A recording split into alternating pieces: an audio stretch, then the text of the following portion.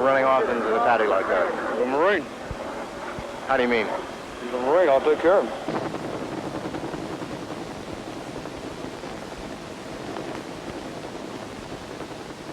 I got a lot of pain in that left ankle. That's a good sign. It's that sharp pain that you get when you got nerves, you know. It's that sharp nerve pain. Burning. They do all they can to save that leg. I know.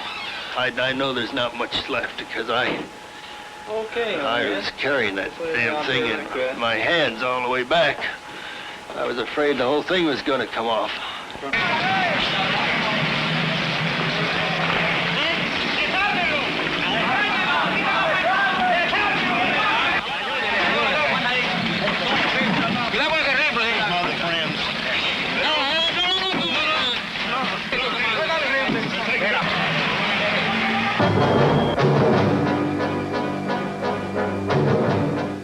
For these Marines, 1965 was a year like no other in history.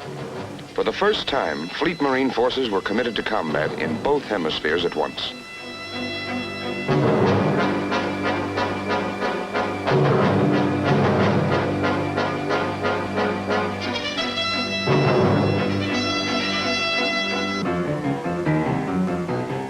In the Dominican Republic, violence flared, endangering the security of the hemisphere.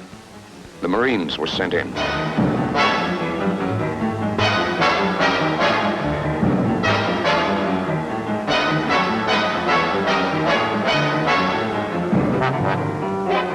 And in Vietnam, growing communist aggression was answered with the commitment of battle-ready Marines from the Pacific Fleet.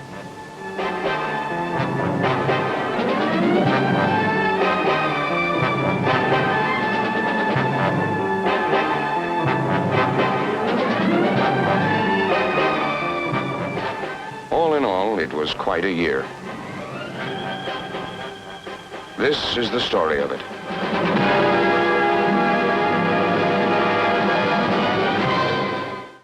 Of 4 Marines whose Jeep wandered out of the corridor, 2 are on their way to medical aid. The other 2 are in less friendly hands. But an angry Marine who's just seen a couple of his buddies hurt does not make the most cooperative prisoner. They claim by the radio they took the wrong way.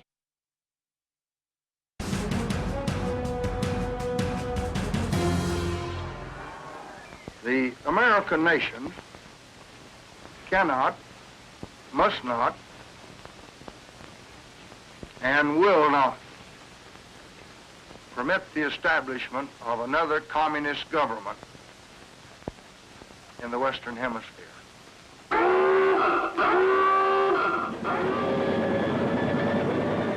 On April 28th, word comes to the carrier Boxer that help is needed in Santo Domingo. In moments, Marines of a ready battalion on station in the Caribbean are airborne.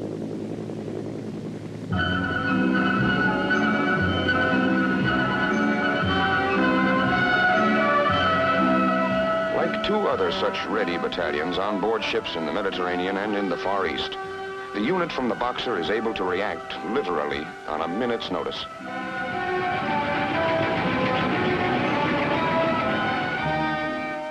"20 minutes after the call for help is received, a spearhead platoon with full combat gear is on the ground in the Dominican Republic.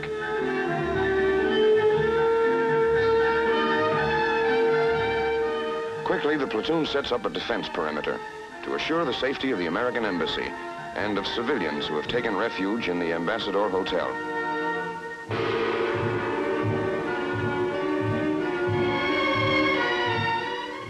Immediately, United States citizens are evacuated from the danger area.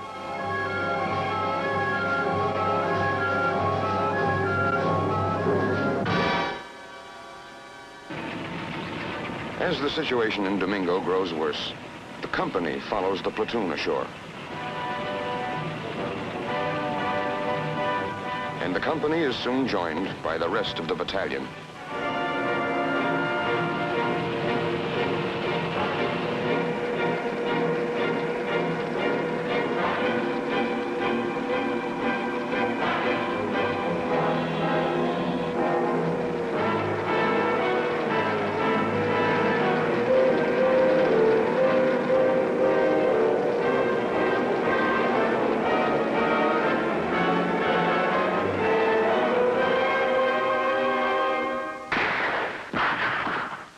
of the first jobs is to clear a corridor for necessary movement and communications, and to provide a buffer zone, a neutral area between rebel forces and Dominican government troops.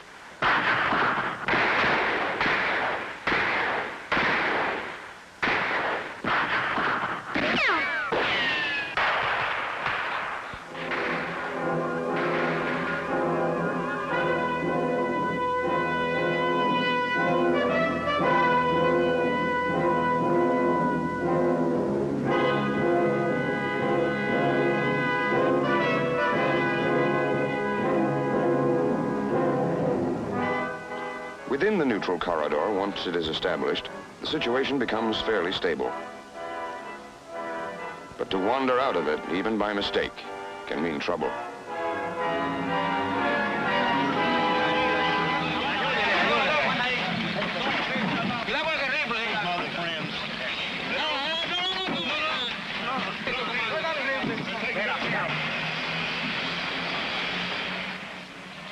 Of 4 Marines whose Jeep wandered out of the corridor, 2 are on their way to medical aid. The other 2 are in less friendly hands. But an angry Marine who's just seen a couple of his buddies hurt does not make the most cooperative prisoner. They claim by the radio they took the wrong way, but they were 7 blocks away from the international line. They were on the way to the airport 7 blocks away from the line. We made a wrong turn. We got up halfway up the street. Your people started shooting at us. You hit one of our men. You almost destroyed one of our vehicles. We will treat you as a prisoner and we'll give you all the guarantee, but you better take it easy. Don't be so arrogant. We will not tolerate it. You come to the United States. You can tell your way around just like that. We have already ordered our radio to announce that we are sorry that by carelessness from the American forces, this situation has taken place where innocent, where lives are being lost from their side and from our side, and that we hope that they keep their line to avoid trouble. Snipers are a constant problem, but Marines manage to keep their sense of humor. There was this one guy, he couldn't hit anything. Every afternoon, he'd fire a few rounds down our way, and, you know, we'd stay in cover more or less, but he never came close to anybody. We let him alone. I mean, if we cleaned him out, they might have put somebody in there who could shoot.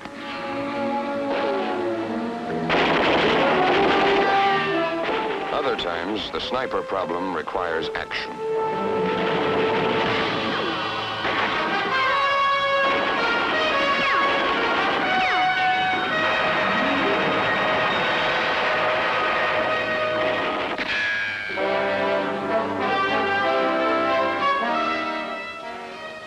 As things settle down, the job becomes one of maintaining security. This means, among other things, a constant and careful search of all civilian traffic through the neutral corridor.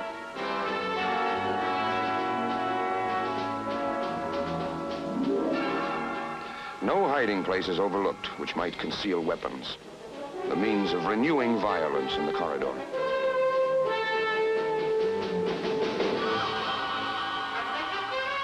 So the Marines remain in Santo Domingo, ready to stay until the danger is past and order fully restored. Lieutenant Kelly, you start infiltrating your people down. Start infiltrating your people down.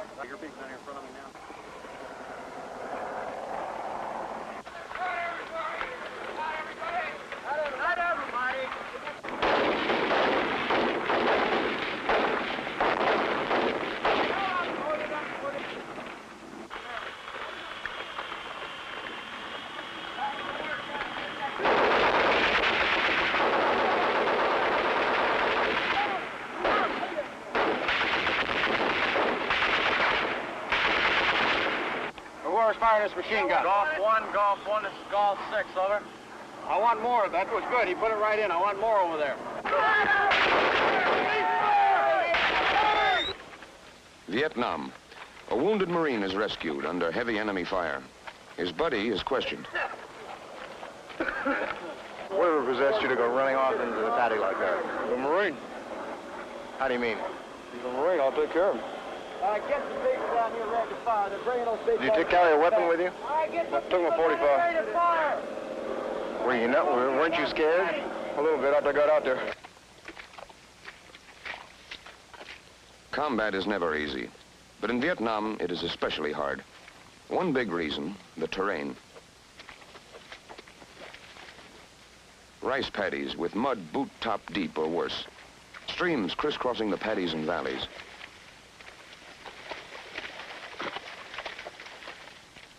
Hills, steep and unfriendly as those in Korea.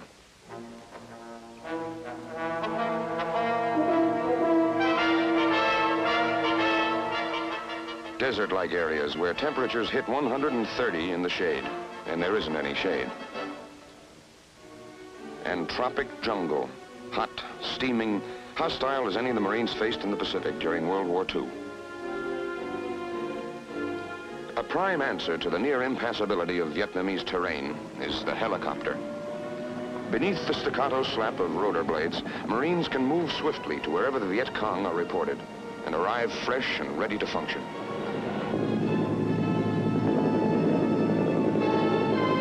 Of course, to Marines, this is no new concept.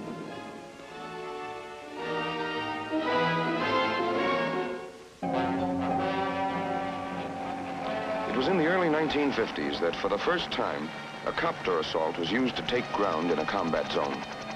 The place, a hilltop in Korea. Combat troops were landed. So were full supplies for their assault. Though it had never been tried before, it had been carefully worked out in advance. The operation was successful. The people who did it were United States Marines. I got a lot of pain in that left ankle. That's a good sign.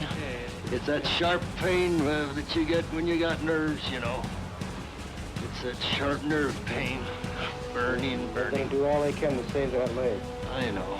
I know there's not much left because I was carrying that damn thing in my hands all the way back. I was afraid the whole thing was going to come off.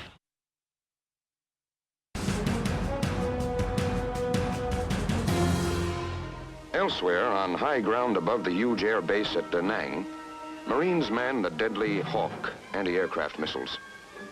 Enemy air has not yet been a problem in Vietnam, but should it come, the Hawks are waiting. Below, on the field at Da Nang itself, the business of delivering destruction to the Viet Cong in the paddies and jungles is a round-the-clock job. Marine Phantom jets are doing a big part of that job. And it is this kind of weapons system, this complexity and sophistication of striking power, which leads observers to use the term, the new breed, in speaking of today's Marine.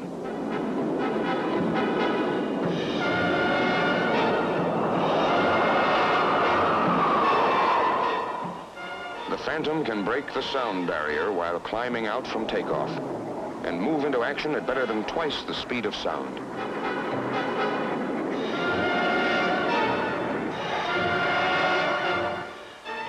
The armament that they can deliver offers wide flexibility, too, ranging from bombs and 20mm cannon to rockets and bullpup missiles.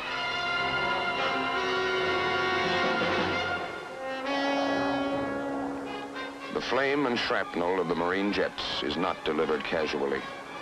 The necessity to be sure of targets, minimize danger for the innocent, is always agonizingly present.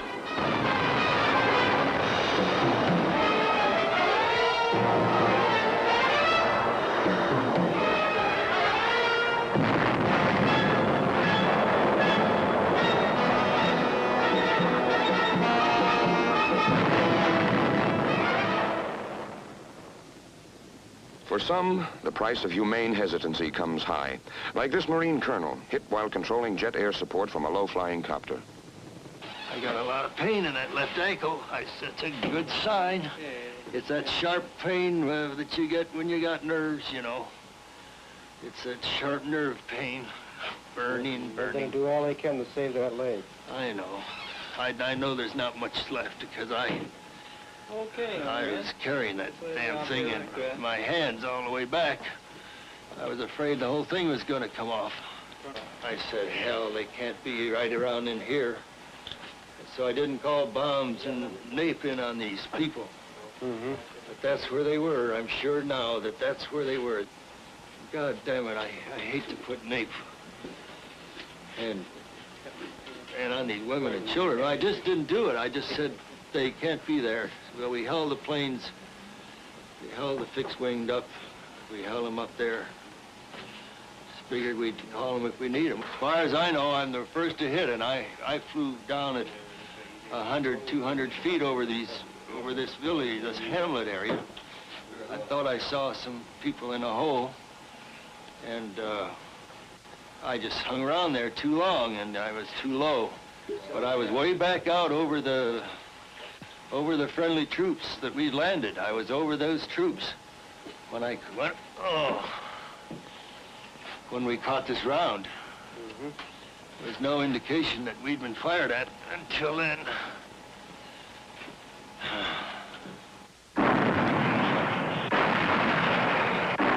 Since all their operations are in coastal areas, the support of naval gunfire is something the Marines in Vietnam can always count on.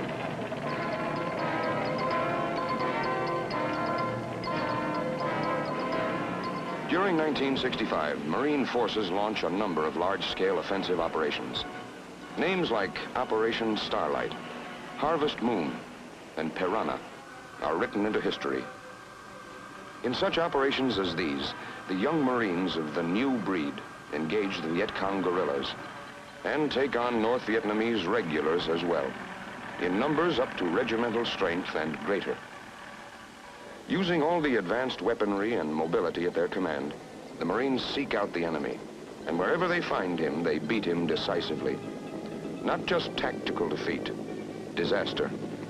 Virtual elimination of organized combat capability is the way the official reports put it.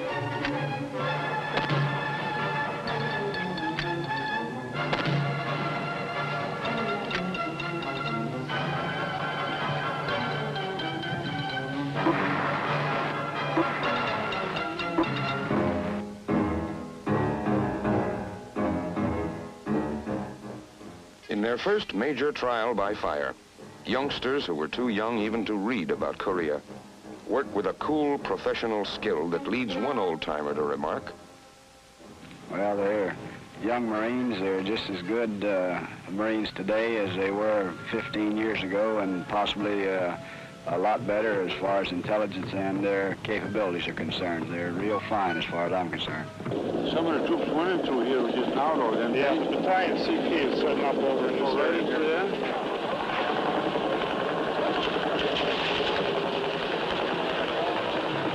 Right here, we got a 360 here, and we're pulling out just as soon as we get underway.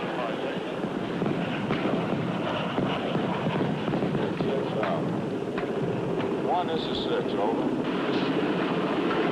This is 6, roger, we've got it now, John. I want you to set up your hasty defense in there real quick, get your gun set in, then check it out if you like.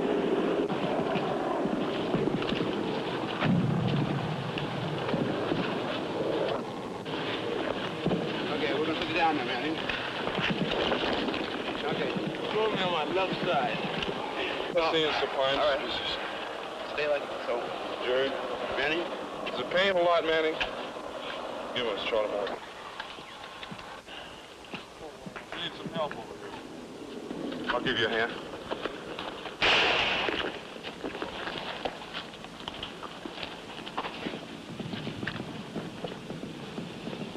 Okay. Coke on the wall on the face. You don't want any more water on your face? Take it easy, man. Okay. Your leg down. Go to the back? All the way up there.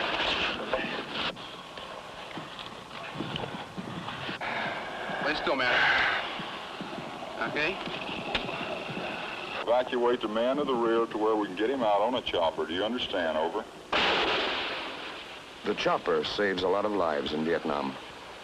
In minutes, a man can be airlifted direct from combat to an aid station, where the compassionate skill of Navy surgeons is ready and waiting. That'll do till then. Marine casualties have been light in Vietnam, but there is no warfare without its pain, both felt and shared.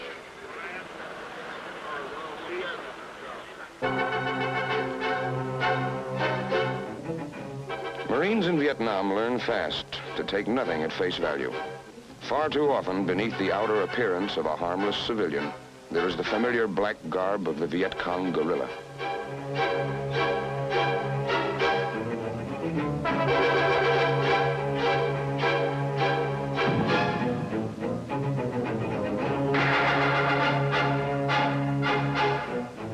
The Viet Cong is a tough, ruthless jungle fighter, experienced in being hard to find. But in places like Tarawa, Okinawa, Iwo Jima, the Marines have learned too.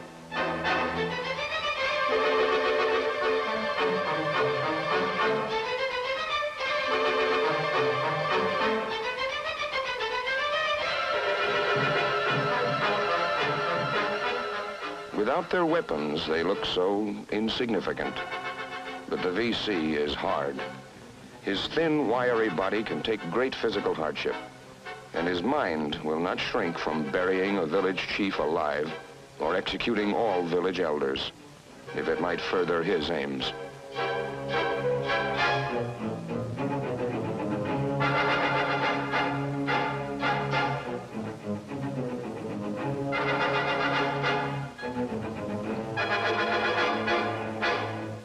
Hard as he is, however, the Viet Cong is no Superman. He can be beaten on his own ground and beaten badly. In operations like Starlight and Harvest Moon and Piranha, the Marines have demonstrated this beyond anyone's doubting, including the Viet Cong.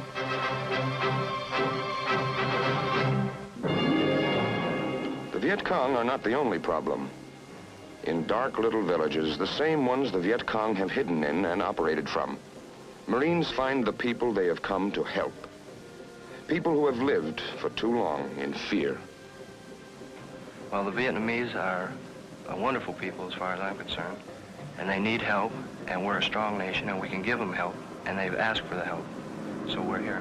Well, I've always had the feeling that if we could get the feeling across to the people of Vietnam that the people of the United States were behind them and wanted them to be free, to have the things that they had been denied for so many years, that we could possibly bring peace to these people. 10 years from now, these people are going to forget the bullets and the shot and the shells and everything else, but they're going to remember this if they don't remember anything else. And I think if we're going to win this war, that we're going to do it here before we'll do it on the battlefield. That's the only way we can win it. People who live out in the rice country, their standard of living is very low by our standards. They have very few comforts. They live from rice crop to rice crop.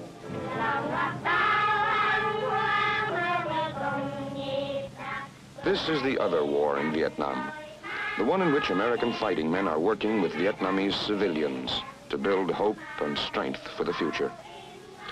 It takes many forms. Standing guard, for example, over the harvesting of rice for a village which for years has paid a big part of each crop to the Viet Cong. Helping them bring it in and store it, letting them see that they and their crops are going to be safe from now on. It's simple and it's practical. It's appreciated and it works.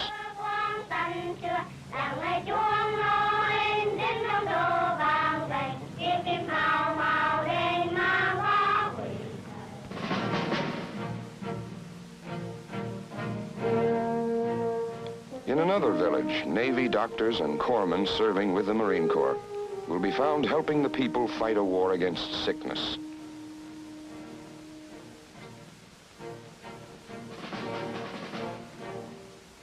Teaching the fundamentals of sanitation, waging combat against infection.